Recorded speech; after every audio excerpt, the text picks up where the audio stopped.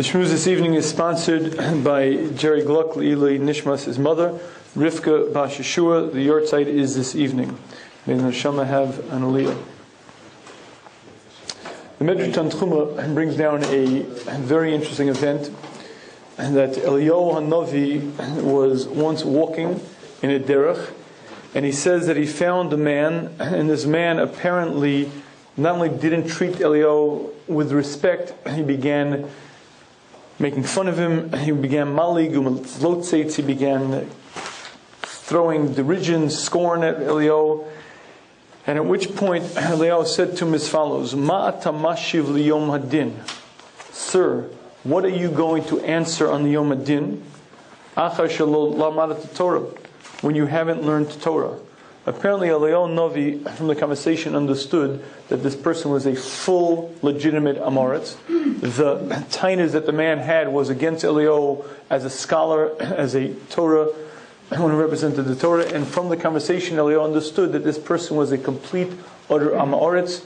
And instead of answering back, instead of getting into a vikuach, Eliyahu just asked one question: sir, what are you going to answer on Yom Hadin when you leave this planet? And they ask you, did you learn Torah? What are you going to answer them? Amar, he said, Yesh li lahashiv, I have a very fine answer, the man said to Eliyahu. Bina v'das v'leiv shelo nasli min hashamayim. And they didn't give me the bina, das, and chokhmah, they didn't give me the wisdom to learn Torah, therefore there can be no complaint against me. Amarti lo, Eliyahu said back to him, Ma malachtacha, what do you do for a living? What's your profession?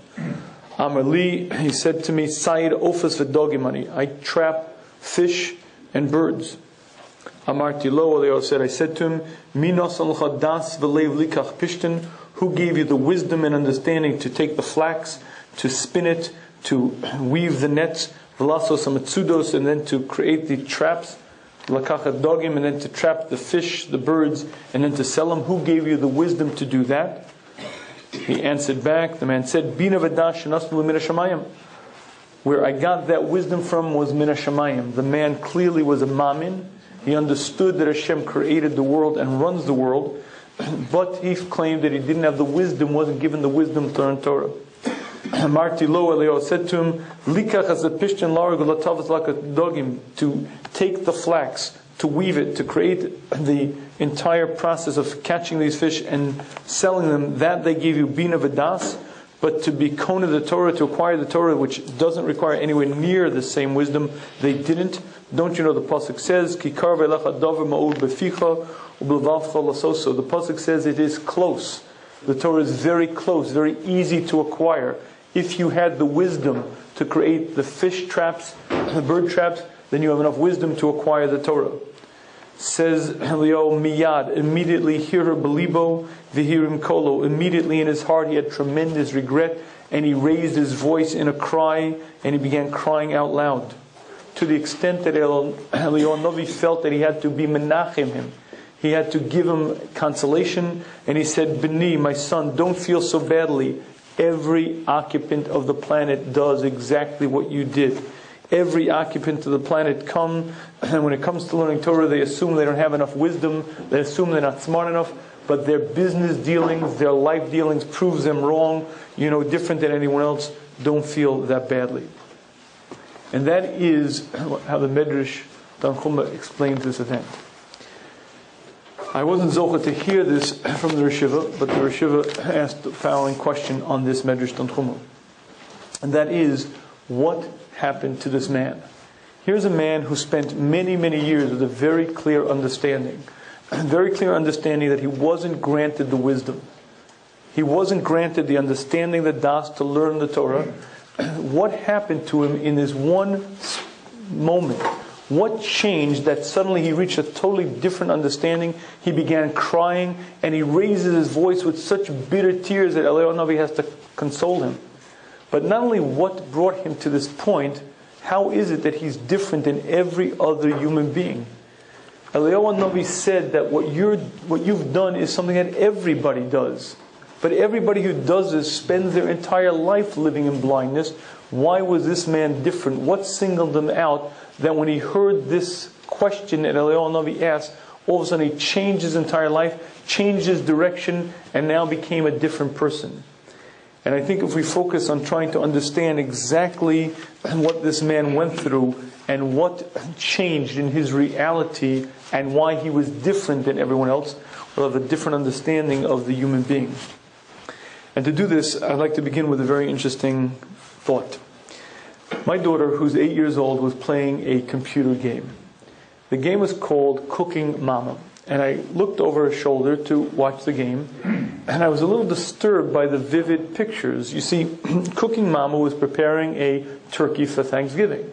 But what you had to do is you had to take this large hatchet and chop off the neck of the chicken. And there was a lot of blood. And then you had to pick off the feathers, and there was more blood. And you had these very large knives, and you had to chop it and cut it. And every time you cut and every time you chop, there was more blood and more blood. Now, my daughter was having a good time with the game, but I was like, something strange going on over here. Until I looked on the very fine print. Who put the game out? PETA. People for the Ethical Treatment of Animals. And the moral of the story was, don't be like Cooking Mama. Don't cook a turkey for your Thanksgiving dinner. Go vegetarian. Be better than Mama. Okay. Now, there are many, many people out there who spend millions, if not billions of dollars to educate young children about the high morality of vegetarianism, the ugliness, the debased activity called eating human flesh. And you have to wonder, what is the underlying theme? What is the ethics? What is the morality? What are they thinking? And I'd like to share with you what I believe the underlying concept of real vegetarianism is. There is a book written by Richard Dawkins. He wrote quite a number of books. He is a rabid, rancid evolutionist. He is the spokesman now for the evolutionists. And he's a creative individual, and he has some interesting theories, but he's very, very well accepted in the world as the spokesperson for evolution. In his book, The Selfish Gene, he writes the following. He says, everyone in all societies accepts the fact that murder is wrong. To take a life of another person is absolutely amoral. Every society recognizes it as horrific and is unacceptable. The only thing worse in almost every society than murder is to actually eat human flesh. Cannibalism is considered the worst of the worst. Interesting, though, he says, these same people have no problem eating other species. They have no problem eating birds. They have no problem eating cows. They have no problem eating all of these other species. And he says, isn't that strange? We all accept now that racism is wrong. It is wrong to hate a person based on his color, based on his ethnic background. Yet aren't we practicing an advanced form of racism called speciesism? What makes you think that because you're of one species, you have the right to murder someone of a different species, that you have a right to eat their flesh for your own consumption? That's morally repugnant, it's horrific, it's horrible. As a matter of fact, he says, it's absolutely amoral. Think about it. A human baby is revered. A human baby is protected, but a full adult chimpanzee is killed for any which reason, for a laboratory test. Don't you know that we share 99.5% of the same evolutionary history? And therein lies exactly the basis. You see, we are all occupants of the same planet. We all began in the same primordial soup. We all, by luck, by chance, by random mutation, and then survival of the fittest, ended up where we are. And the difference between a chimpanzee and a human being is but a small, small minutia. Therefore, if a human being has the audacity to stand there and kill another species, thinking he's superior, thinking he's better, he's practicing speciesism, which again is not much worse than racism, and is something that is abhorrent and despicable and cannot be tolerated. Just for record, as an aside, he says some of his friends wonder why it is that he's very adamant about the fact that he's much more concerned about the murder of whales than he is about the housing problems of people. There are millions of people who are subject to malaria now because DDT has been banned, but there are more people who are concerned about the environment than about the babies dying in Africa, and he explains the rationale behind it. because who makes you think you're better because you're of a different species? Okay. Now, based on that, I would like to address the following number of questions to this theory. And I don't have the chance to ask them to Richard Dawkins in person. I don't know if we would speak, if he would speak to me or I would speak to him. But let me address the following questions. Here's the following question I'd like to ask. Question number one goes like this. A male lion will eat up to 75 pounds of meat in a sitting. A male lion will eat 8,000 pounds of meat a year for its survival. Does PETA have a problem with the lion eating a gazelle or eating a zebra? Now think about it. Mr. Lion, what right do you have to cut down a zebra at the prime of its life? Look at that gazelle in its beauty. You've killed it. You've murdered it to consume its flesh. You don't hear about PETA throwing paint on the jaguar. Oh, you murderous barbarian.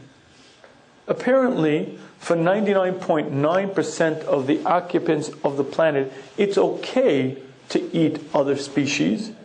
It's just man can't. And here's the question. Why not? If it's okay for the cheetah, for the jaguar, for the mountain lion to eat another species, why isn't it okay for man? And this question, my friends, is not a small question. But I'd like to really take it the other way. If in fact you're right, if in fact you believe that it is improper for you to cut down another species for your own survival to fill your belly, you'll excuse me for asking the question the other way. Have you ever seen a healthy, strong stalk of corn? 6 feet tall, standing there.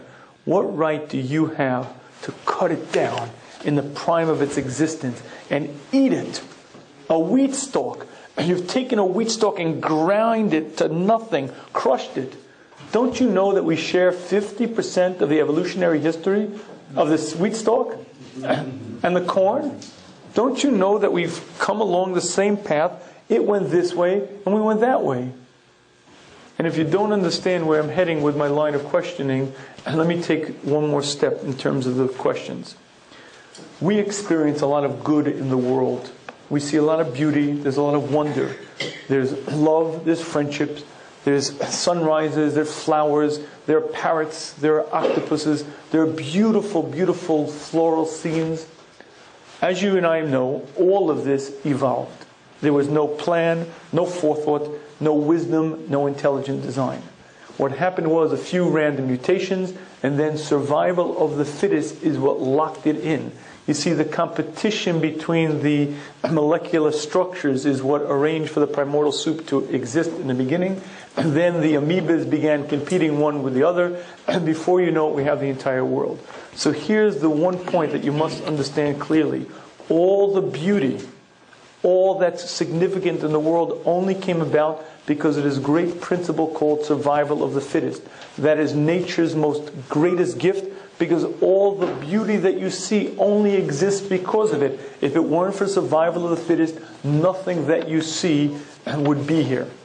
That being said, I'd like to ask the very following question, and I'm not saying it facetiously. Let's assume that I'm big and I'm strong, and you're not. What is wrong with my walking over to you, taking your wallet, and killing you? Well, you'll say that's not nice. But it's survival of the fittest. Not only is it survival of the fittest, that's the law of nature. That's what's brought about everything that you see. Every tremendous accomplishment that you see in the world of nature has only been brought about by that great principle. And all that I'm doing by pulling out this gun and blowing you away is keeping with the law of nature. What could be amoral? What could be unethical? What could be wrong with that? And by the way, that concept has been propagated by people. Don't say, Rabbi, you're outlandish. That's the most ridiculous thing I've ever heard. There are books that present that very theme. I can name just one such book to you. You may have heard of it. It's called Mein Kampf. As a matter of fact, Adolf Hitler was very, very specific and very clear when he quoted exactly this line of rationale, the line that these are the laws of nature, and this is what nature has been presenting, and this is all that's needed in the world. And as a matter of fact, I'll share with you a quote or two. the one doctrine of racial struggle, which is a cornerstone of philosophy, is the iron logic of nature. Survival of the fittest. He quotes over in Mein Kampf over and over, survival of the fittest. But not only that, you should know that the German government created a euthanasia program. Forget the Jews, forget the gypsies, forget the people of questionable race. There were about 250,000 Germans, good Germans, from German families who were killed. Why? Because they were mentally ill. And mentally ill people do not produce good bloodlines. Mentally ill people do not produce the type of Aryan race that we want. And I'd like to present to you the fact that exactly as Adolf Hitler said again and again in Mein Kampf, if you have an elderly person and that person is not producing anything for society, the basic law of nature demands that you kill them. If you have a person who has a disability, it's only kindly and fit that you kill them immediately, because heaven forfend, they might replicate. They might reproduce and have more of them. Blindness, deafness, mental retardation. Heaven forfend to have that continue. Survival of the fittest, the very basic law of nature demands that you murder them immediately so that you don't have this weakness and these bad things around. And again, if it sounds rather ludicrous, again, don't go that far, because that's exactly what Hitler was propagating, what he said over and over in Mein Kampf. And I want you to hear the point. It is morally consistent.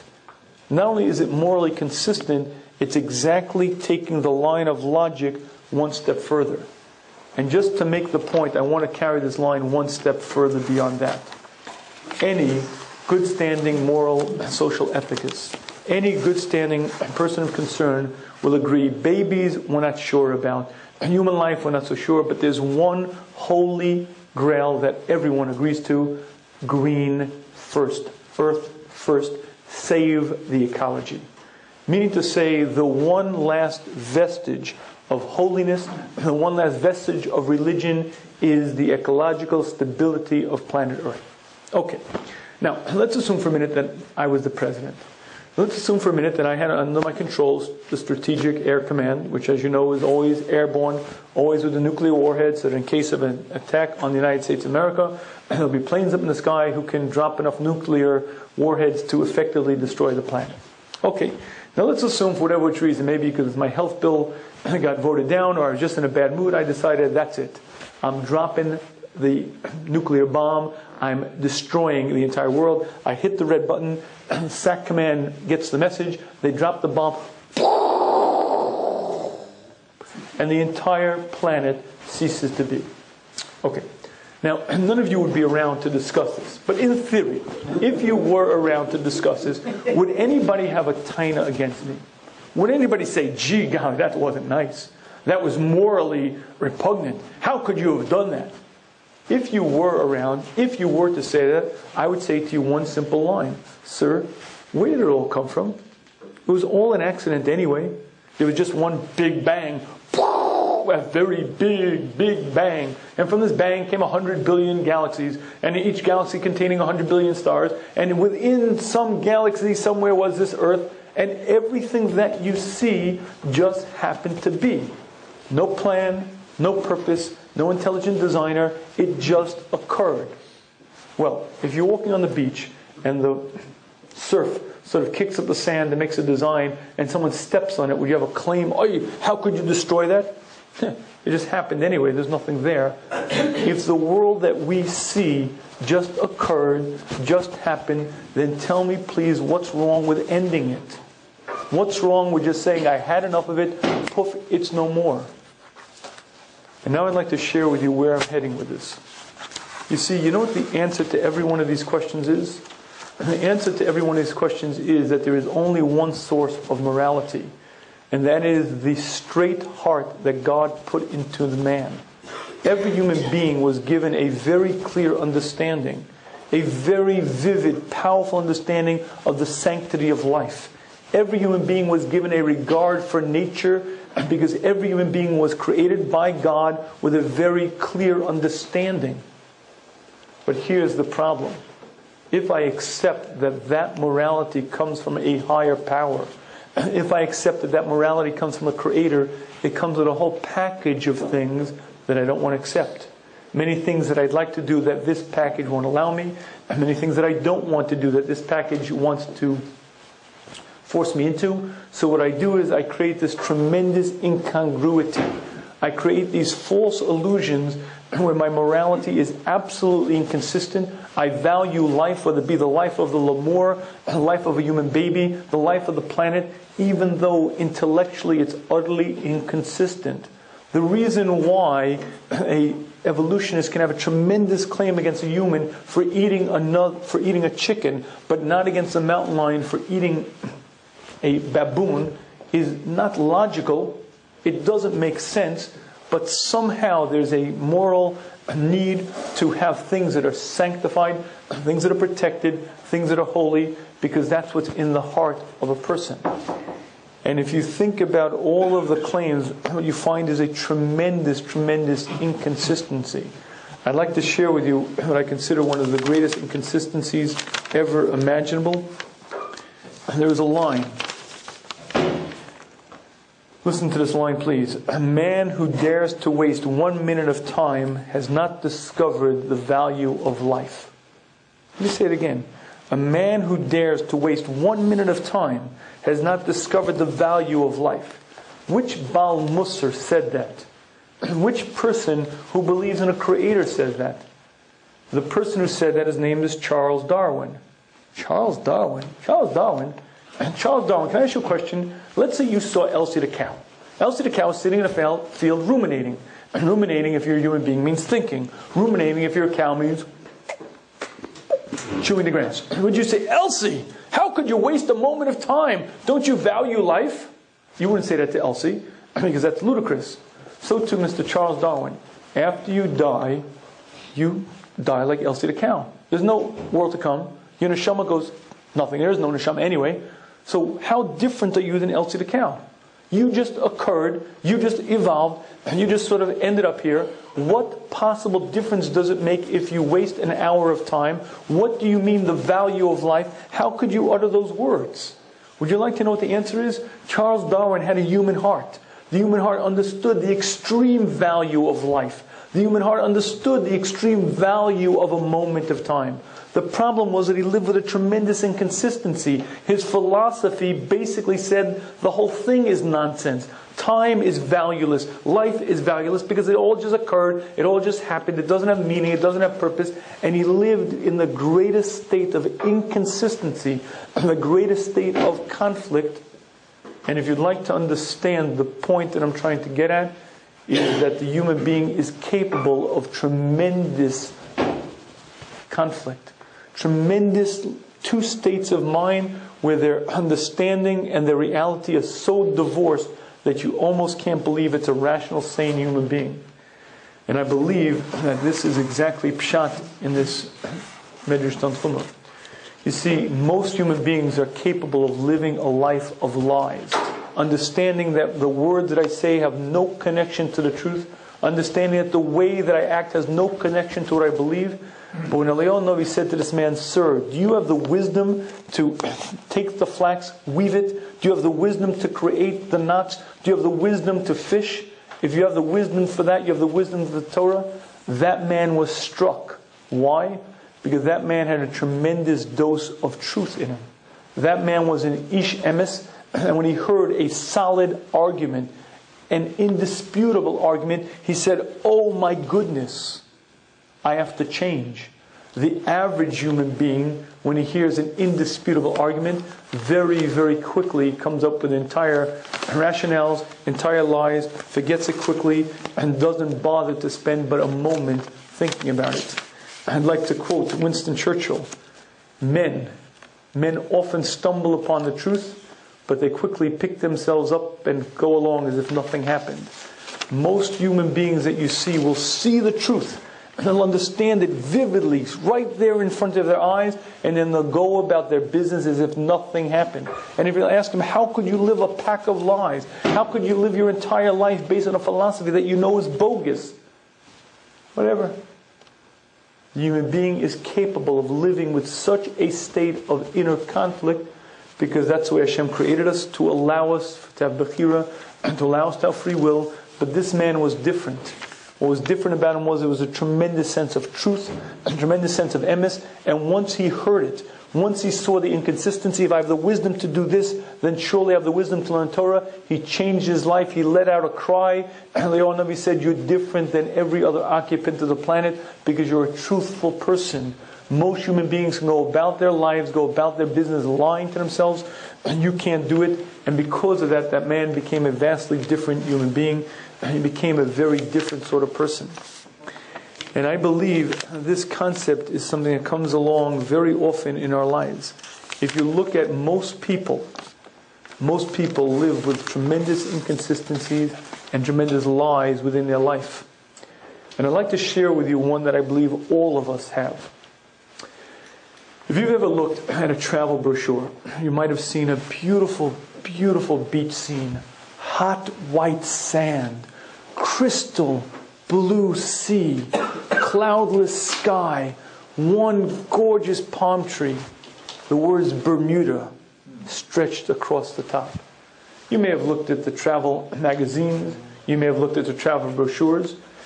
Do you know that most people who read travel magazines never intend to go to those places? They either can't afford it or aren't even that interested, but they look at the images, they see the beautiful tropical scenes, and they say, wow, that is beautiful. It is my belief that most people, us included, when we deal with Olam Haba, when we deal with the world to come, we're kind of like that guy who opens a travel magazine.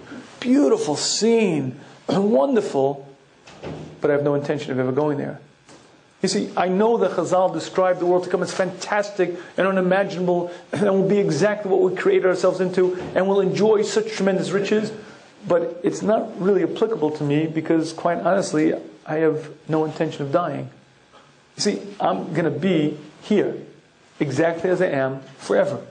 I have no serious plans, no serious intention of dying, and therefore it's an interesting scene. I like the white sand, I like the beach scene. This Olam Haba business is interesting, but it has no application to me, because I ain't never going to be there. It's not in my plan, not in my agenda, and therefore it's irrelevant. Now, if you think I'm funny, I don't think it's funny at all, because I think it's very, very true. And the proof that it's very, very true is, find me a man who doesn't very, very seriously consider his retirement. Find me a man who's 40, who's not constantly thinking, gee golly, how am I going to retire? I'm going to retire. It's 25 years from now. 25 years? You got to worry about 25 years? That's a long time. What are you so worried about? What are you putting away money for the pension plan? Yet, if you think about the average lifespan, certainly a man who's 65, what's 25 years after that? Very unlikely you're going to be here. And if you think about the reality, most of us do not ever deal with this concretely, and do not ever deal with it seriously, and we don't ever think about it in a very real way. There's a very interesting book that I've recently read. Christopher Reeves was a famous actor. Christopher Reeves had a life that's hard to imagine. He was of Superman fame. He was the famous movie actor Superman. He had the idyllic life. 6'4", very handsome, muscular, extremely wealthy, extremely famous, and very active. He owned his own boat, owned his own horse. He regularly skied. He sailed planes. He was a very, very successful all-around human being, until one day when riding on a horse, he fell off the horse, hit his head, snapped his neck, and disconnected his head literally from his spine, and suffered a spinal injury that basically completely incapacitated him. When he woke up in the hospital and they fused his brain back, his skull back to the spine, he had effectively no motor movement. He could not move his legs, he could not move his arms, he could not turn his torso, he couldn't control his bowel or his bladder. He could not breathe on his own, because he had a break that was so high between the C1 and the C2 that basically all the nervous system transportation, all of the neurons firing back and forth were cut off, and he was finished. And he says when he woke up, he knew that his life was ruined. The doctors explained to him that there was no chance of him ever walking, no chance of ever holding a pen, barely a chance of him ever breathing on his own. And he recognized the fact that his life was ruined. And he says he was so utterly depressed. He was so utterly bleak and down. When his wife came into the room, at a certain point he said to her, "Why don't we end this already?" And he says, she said the following words that saved my life. She said, "You're still the same person." And he says when he heard those words, that you are still you, you're still the same person, and that gave him back his sense of identity, his sense of purpose, his sense of being. And he wrote a book. The book is called I'm Still Me. And he writes about his tale, and it's worth reading. But my friends, here's the point. It shouldn't happen to anyone, but Rahman al-Islam, let's assume it's you. You wake up in the hospital, and you are utterly, completely paralyzed. From your neck down, you can't move an arm, not a leg, you can do nothing. Are you still you? What do you mean, am I still me? I'm dead. My body is 100% dead. I will never walk, never run, never ski, never play tennis, never go to the bank. I'm utterly, completely ruined. Are you still you? And let me share with you why that is such a powerful question. Most people lumber around this planet with the biggest mistake of their existence. Most people view themselves as physical entities, temporarily sometimes having spiritual experiences. Would you like to know who you are?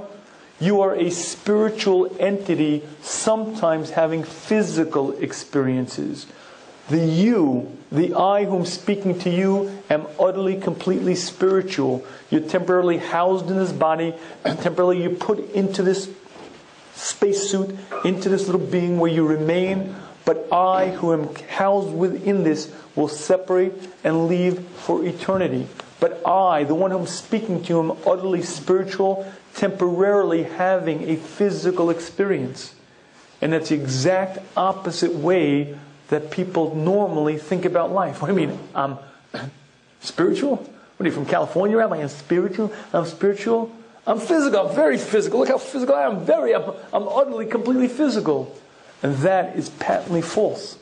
Because if you think about who you are, and if Christopher Reeve said the words, I am the same person, if his wife said to him, you're still you, what that was identifying was the fact that the essence of me is not my arms, not my head, not my chest. The essence of me is the one inside who thinks, who feels, who remembers, and that's the part that lives on for eternity. And at some level, we all understand that. And yet we live our entire existence in an utter contradiction to that fact. And we're so concerned about this world. We're so concerned about our housing, our food, how much money we make, the honor that we receive. That's the biggest concerns of our existence. And what that means in plain language is my physical existence, that temporary, really irrelevant part, I'm very, very concerned about. But the essence of me, who I really am, I ignore. And the reason I ignore it is because it's like those travel brochures. Olam Haba ain't never going to happen. Death, not me. And therefore it doesn't apply to me. And my friends, that is the greatest inconsistency that we human beings can ever experience, can ever live through. And I believe it is curable. How do you cure this great inconsistency? In brief moments of revelation. Every one of us sometimes get it. A light bulb goes off and we finally understand. Sometimes it's an unfortunate event. You go to a funeral of a friend of yours, and you recognize your own mortality. Maybe it's a relative, maybe it's a shiva house, and you recognize the fact that people, regular people, just like you and me, some people more clever, some people less clever, but all of them have the same fate. Every human being who ever was on a planet, left the planet, I too am a people, that will happen to me. And every once in a while you get those revelations. Those revelations are the most obvious kinds in the world. And the key then is to take it and run with it. Take it and incorporate it into your essence. Take it and then say, okay, I get it. I am a spiritual entity temporarily housed in this physical body. What am I doing? What am I accomplishing? Where am I headed? I was a high school Rebbe for many years, and I've gone through many different experiences.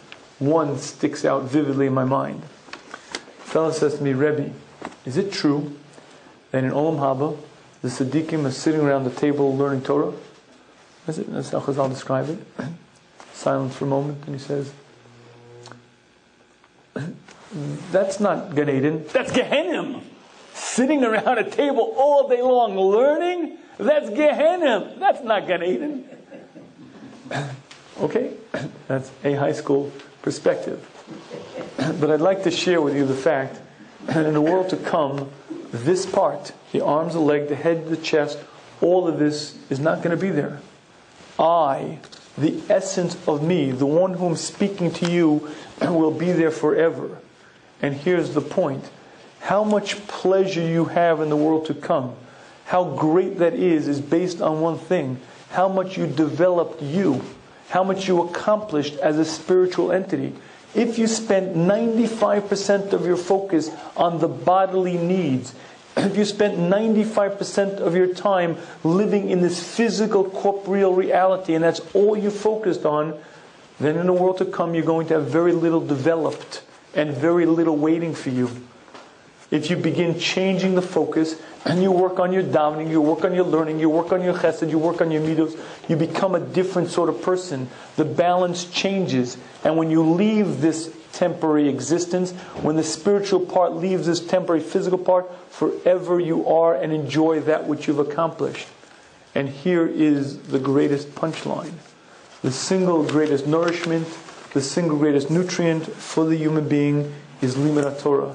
Learning, specifically learning as deeply as you can, even more than anything, Gemara, Halacha, Chumash, the more deep, the more infused you become with energy, is the single greatest dosage, the single greatest fuel for your neshama. However, there are 5,761 reasons why you cannot learn. And I'd like to share with you a few of them. Of the 5,761 reasons why you cannot learn, let's begin with the following. Number one, I am too fat, too old, too slow, too fast, too smart, too dumb.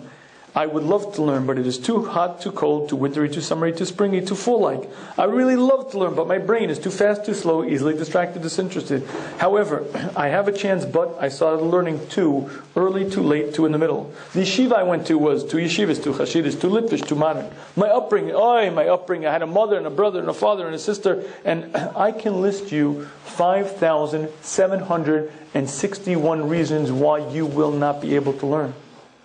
And I'd like to share with you that there's only one counter argument, and that is God created you. God gave you the capacity, and Karav Hadover Beficha B'Vavcha Lasoso.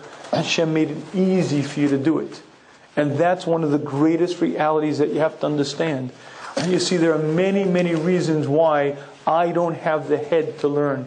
I don't have the background, I don't have the opportunity, and I will never succeed in really learning.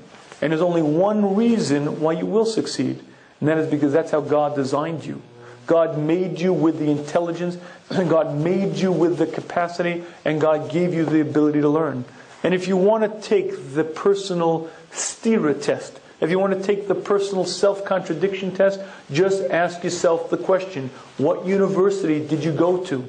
What advanced degrees do you have? And if you didn't go to school, what business are you in?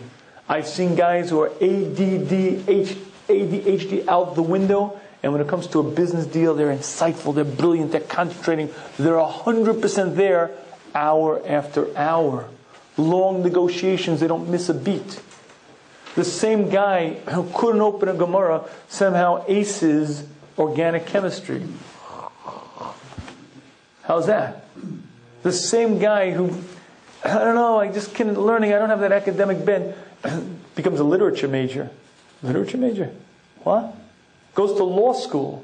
If you didn't have the academic bent, if you didn't have that ability, how'd you do that? We all live with these tremendous, tremendous inconsistencies, and these tremendous inner conflicts. And my friends, there's only one solution. Be honest with yourself.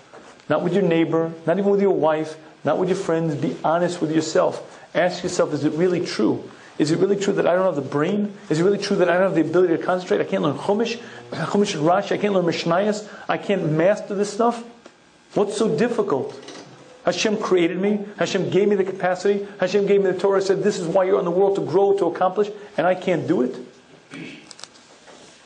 And if you'd like to hear one of the most motivating, to me, one of the single most motivating reasons to learn, it's a line the Chavetz Chaim says in Shem Olam. He says, in the world to come, there'll be many, many valuable things. Many, many valuable things. Many people will have illustrious positions. You could try to trade away all of your world to come. You could try to trade away all of your Olam Haba, and you will not be allowed to learn a section of Torah that you didn't learn in this world. If in fact you didn't learn an area of Torah, he says that's not accessible to you, and all of your world to come won't buy it because you didn't involve yourself here. He suggests very highly learning Mishnayos for that reason, because Mishnayos covers Kol HaTorah Kula, even if you didn't learn all of the Gemaras. But if you at least learned the Mishnayos, at least you have a touch, you have a hold, and you're allowed to learn it in the world to come. But my friends, it's a powerful, powerful understanding. You see, the current reality will change. It's not travel brochures. It's not Bermuda that I'll never travel to. I will go there. And understanding that, coming to that core cognition, understanding it and being truthful with myself, and asking myself, what am I capable of? And what can I accomplish, is a tremendous tool for growth. I think this discussion between Eliyahu and Navi and this person is very insightful. You see, this person was combative. This person was mocking. This person was full of derision for Eliyahu and Navi. What was Eliyahu and Navi's response? Did he say back to him with anger? Did he say back to him some sharp retort? He said back one thing: Sir, what are you going to answer in the Yom HaDin when they ask you, did you learn Torah? What do you mean? What was what we were discussing? What we were arguing about? But that is the core of the discussion.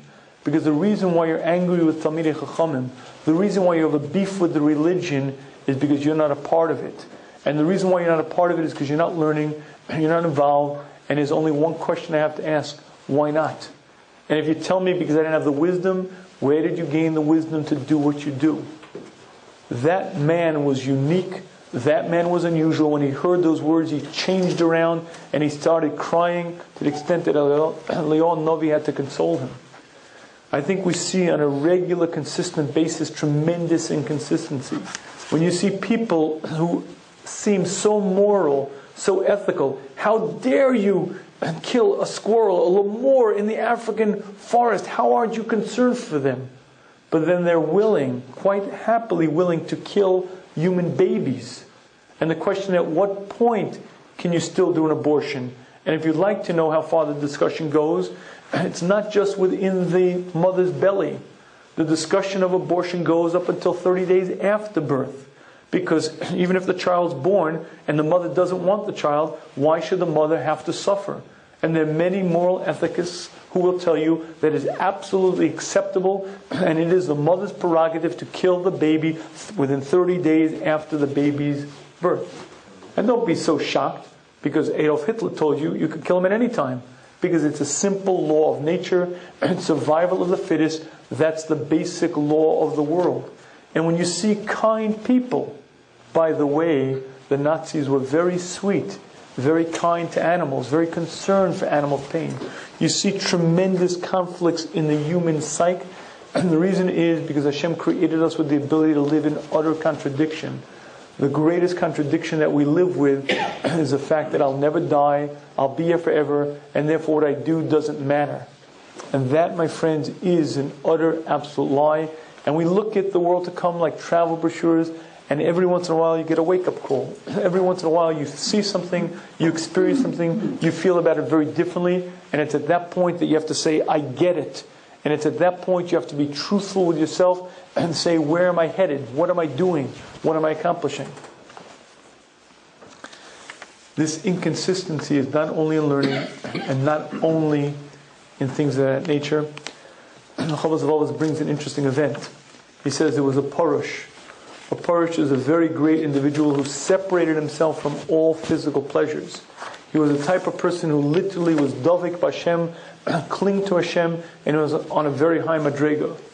He was traveling to earn his living on a boat, and he met a person who served idols. And the Chovos HaLevavos brings down the discussion. This idol worshiper and this man is having a discussion, and the Parish says to the idol worshiper, "You're such a fool. You bow down to sticks and stones that have no power, that have no influence. Where does your blindness come from?" At which point this idol worshiper turned to the Parish and said, "And what do you believe in?" And he says, "I believe in God who created the heavens and the earth. I believe in God who's all-powerful, all-knowing, who's prevalent, who controls every act in nature." At which point the idol worshiper said to the Parish, "Ma'asecha soser rayanecha." Your actions are a contradiction to your words. Why? Because if your God is so powerful, if your God controls everything, why do you have to go on the ocean? Why do you have to go so far from home? Why do you have to endanger your life to earn your living? At that point, says the Chovos HaLevavos, the Parish made up, he's staying home, he's never leaving his house. And he remained in his house, earned his living, that way in his local town, no longer set sail on the seas. And I'd like to describe to you what was going on. This Parish was a well thought out man. This Parish thought about it and realized there's a thing called parnasa and is ishtadlus, and you have to take various risks because that's how you earn a living. So what happened? What happened was he realized that his very words that he was saying were self-contradictory. He had this person who serves idols tell him it, and in that moment he saw the truth and he changed. He said, "It's wrong, it's inconsistent, you're right, I'm wrong," and he changed around his life. That is a very rare experience. Most people, as Winston Churchill says, will stumble over the truth, quickly get up and walk away as if nothing happened. But every once in a while you have those revelations, every once in a while you see the truth, and one of the secrets of growth, one of the secrets of success is to take them, catapult yourself with them, and use them for your internal growth. May Hashem grant us the wisdom, understanding, and ability to put this into practice.